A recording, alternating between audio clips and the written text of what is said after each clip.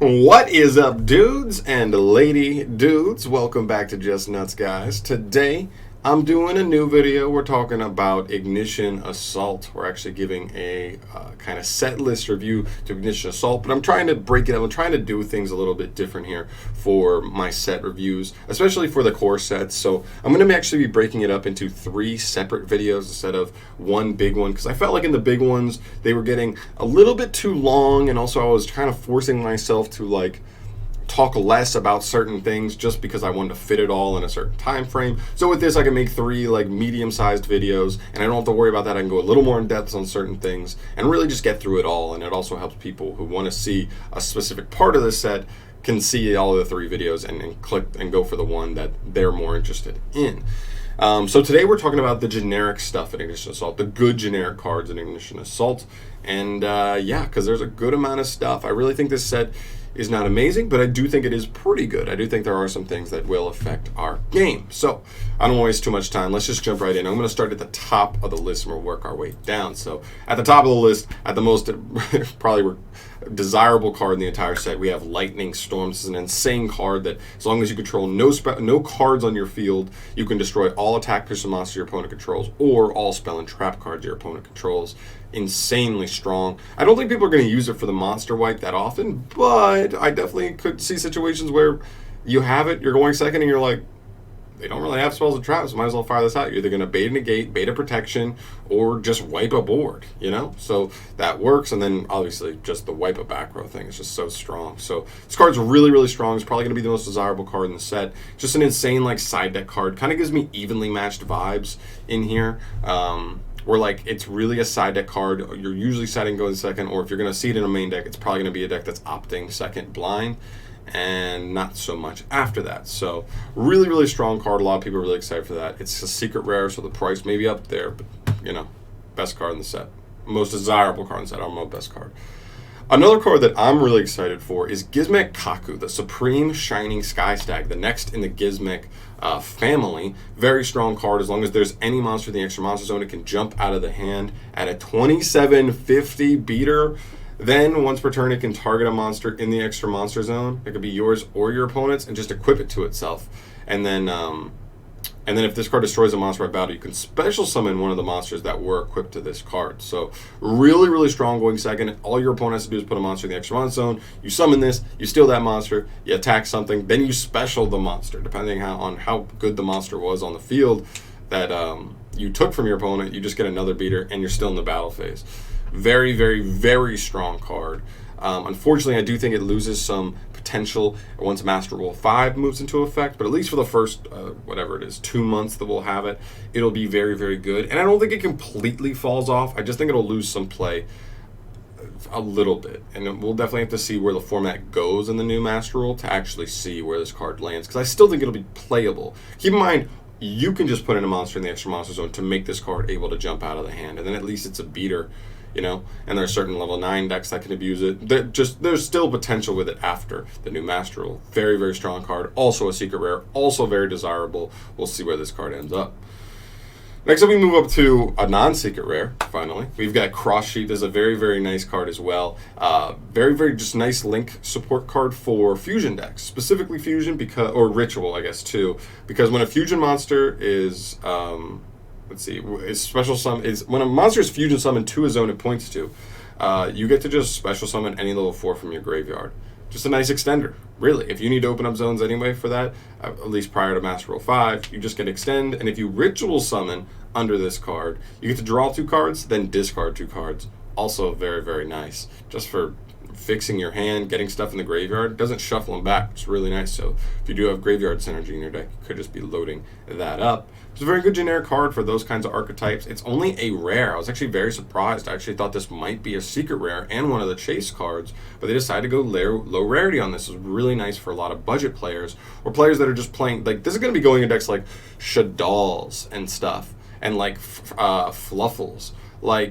those decks already have some semi-expensive cards, so this card coming in here at really cheap is really nice for them because those decks really want to abuse this. So really, really nice card as well. The Synchro and Xyz effects are just not very good. They like boost your monster's attack and lower your opponent's monster's attack, like just not what you're looking for this card. So really only worried about the ritual and fusion stuff. But yeah, really good card. Next up, we have Gravity Controller, another card I'm really excited about because it works in very specific decks, but it's actually kind of like good across those. So it's a Link 1, but it takes any non-Link monster in an extra monster zone. Keep in mind, for pendulums, if they pendulum summon a monster, that's from the extra deck, and it's not a Link, so you can use it right for this card. So very good value there. It can't be used as Link material the turn it's summoned. And really what it does is it can't be destroyed by battle while it's in the main, by a monster in the main monster zone. And at the start of the damage step, if this card battles an opponent's monster in the extra monster zone, you can return both that opponent's monster and this card back to the deck. So it is kind of just like a bounce. It is a non-targeting, non-destruction removal. That's super, super nice at this point in the game. Just dealing with stuff like Avermax, Master Endymion, and like the BLS guy, like for pretty easy. You trade a Link 1 for one of those, that's pretty good value there. So and there are specific decks that like can float, like I think about Teller Knights and how like Trevere will float when you link him off for this guy and stuff. So they're just specific decks that also can make good use of that. And like I guess Zodiacs, because they make like one card XZ, so you're really not putting that much value to get a nice non-destruction, non-targeting removal, right? So it's just stuff like that there that's really nice. Next up, we're moving to Asa, the Earth Charmer Immovable. Now, there's not really much to say about her. We've seen her before, but we've just seen her other versions. We've seen Hita, we've seen Win, and now we have Asa. Asa's the Earth version, which I actually think could come up more than the other two. I don't know about Hita because we do still have like Salamangrates I do still think are pretty good. But Earth is actually a like surprisingly common attribute in the game. A lot of people sleep on how popular Earth is in our game. It's actually second to Dark as far as how many monsters in the game are Earth. So I definitely don't sleep on this card. This card could be really, really nice. I'm thinking about playing it in Subterror. So if I like crack down, steal something, my entire archetype is Earth, so I can just put one monster into this, steal something big in Earth from my opponent's graveyard, and we're kind of grooving. So it's just a good generic card. I'm glad to have it in our game. Hopefully we'll get all of them sooner rather than later. And now we move to some traps. So now we've got Sales Pitch here. So this card's really interesting, but I'm not sure how good it is. Pretty much what it says, if your opponent adds a card or cards from their deck to their hand, except by drawing them by card effect, you can reveal one card from your deck and add it to your hand, but you cannot activate those cards with that name for the rest of the turn. So all it says is if your opponent searches, you search, but you search anything in your deck. The fact that it searches anything in your deck is pretty nice. The problem is it's a trap. So you do have to set it for a turn. You can't activate it that turn, so you can't even like use it to search like whatever hand trap would be like the most nuts in that situation, or like for your opponent's turn to like cap it off. Like if you know they're going to summon a bunch, you could just like search Nibiru and punish them. Unfortunately, you can't activate it that turn, so that's kind of doesn't work there. Overall, I just think it's going to end up being a little bit too slow and a little bit too dependent on your opponent. I mean, there are strategies that just don't add cards to hand. I mean, like, Orcus is still pretty good. Sallies are still pretty good. If Sallies don't open with, like, Signet Mining or Circle, they're not really adding cards from deck to hand, and Orcus just doesn't really do that anyway. So, like, those are already some of the best decks that just don't even do that. This card, don't do that particularly often, beside opening like certain starters, and so this card is just unreliable in that sense. So I really think this card will fall out, but it is an interesting card nonetheless. If our metagame is super search heavy, could be interesting, but we'll see.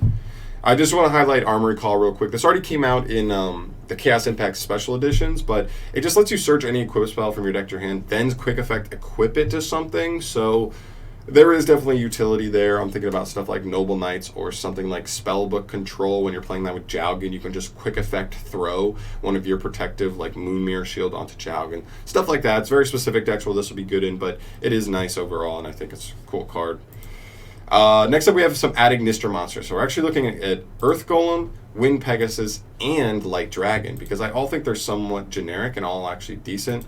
Earth Golem is nothing more than a super poly target. He takes a Cyberse and a Link monster. So kind of in the same way that almost just like a more generic version of Violet Chimera, where you can hit any Cyber's deck with a Link monster out and a Cyber. So it becomes pretty easy to make against a lot of those decks. We'll see how like adding Nister goes. Obviously, you can do this against Sally's and other stuff. So we'll see. It's just like a super poly target, nothing too much going on there. When Pegasus is a completely generic Synchro 7, it lets you essentially pop at least one spell or trap per turn, and then it can actually punish your opponent for destroying a card other than this card on your field by card effect, where he lets him banish himself to target a card on your opponent controls and shuffle it into the deck. You'll have to decide if it's worth giving up his body to hit an opponent's card off the field, but still, the punish could be worth. And then Light Dragon lets you once per turn essentially pop a monster your opponent controls for adding Nister monster you control. So if you're using it generically, you're just popping one.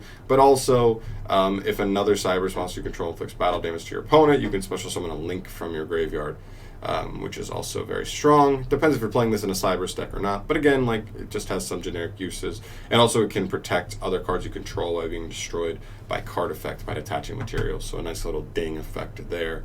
And it's a beater. 2300, 2300, 2300, right? So not too shabby. Moving on, we've got some Cyber support, generic Cyber support. We've got Code Talker Inverted. This card's not too crazy. Unfortunately, because of its arrows, it's not too crazy. But on Link Summon, you could special summon a Cyber monster from your hand to a zone this card points to. Any Cyber monster from your hand, no level restrictions or anything.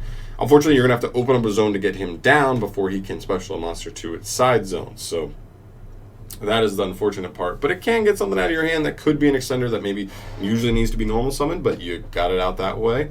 I mean, you've seen like why Saryuja is so good, because it can just get extra stuff out of the hand that can extend you. And so this card's interesting. I don't think it's too crazy. It's a super rare, whatever. This card I do think is interesting, though, which is Lingaribo. This is a Link 1 that takes any level 4 lower Cyber's monster, so any Cyber's deck can abuse this. And pretty much what it is a trap negate. When your opponent activates a trap card, quick effect, tribute this card, negate that effect, and if you do, banish it. Not even destroy it, banish it. Very, very nice. Obviously, you can't negate counter traps, but everything else you can. And so maybe just as a one-of in like almost any Cyber's deck, you just play this because if you're in the matchup, it's good. And there are other things like if you're worried about evenly matched, you can go into this just to kind of deter your opponent away from going evenly matched on you. If you're worried about getting infinite impermanence, you could like possibly make this mid combo before your opponent might see the opportune time to throw out impermanence.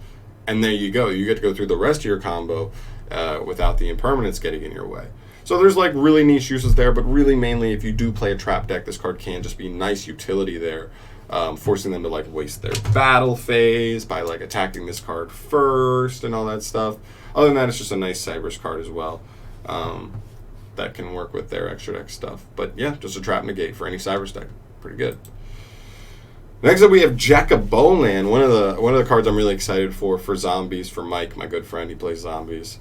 It's really awesome. It's a really great support card for any zombie deck, mainly the main zombie deck, but it can work in other ones as well. If you don't know what this does, you discard a zombie from hand to special summon this card from hand. It's really nice because a lot of zombie decks play a fair amount of cards that you'd rather have in your graveyard instead of your hand, like zombie monsters. So like just speaking about like the normal zombie deck, like the regular zombie control deck right now, you're probably playing 2 Ballard Rock, at least 2 Bloom if not 3, 2 Banshee, which puts us up to 6.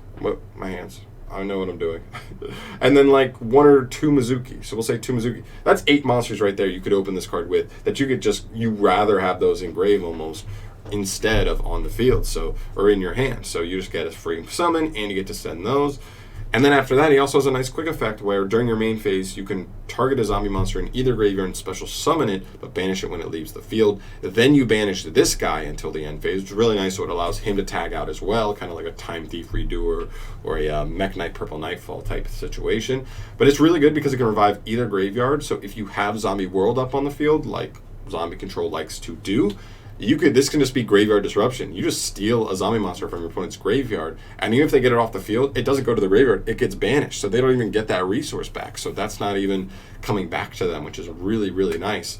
I like this card a lot. I wish its stats were swapped. I wish it was a 2200 beater. That would make this card way more appealing to me.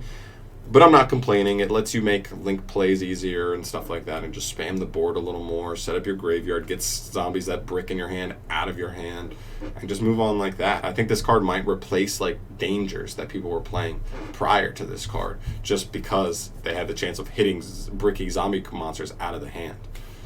But yeah, really like it for any zombie deck. This can work in Shiranuis, Vampires, the new one, the Golden Lords, potentially, and I feel like I'm missing one. I guess regular zombie control. But yeah, really, really cool card.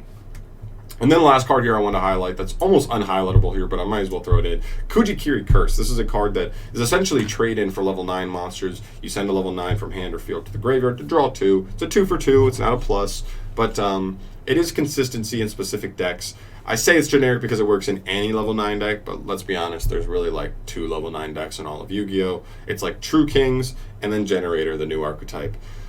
I just want to highlight it because technically it is a generic card. You can make a synchro level 9 and then just send it to draw 2. I don't know, but it's here. It's fine. It's a good card. It's a good card in those decks. I think it's specifically Generator because they play enough. But yeah, I just wanted to highlight it here real quick.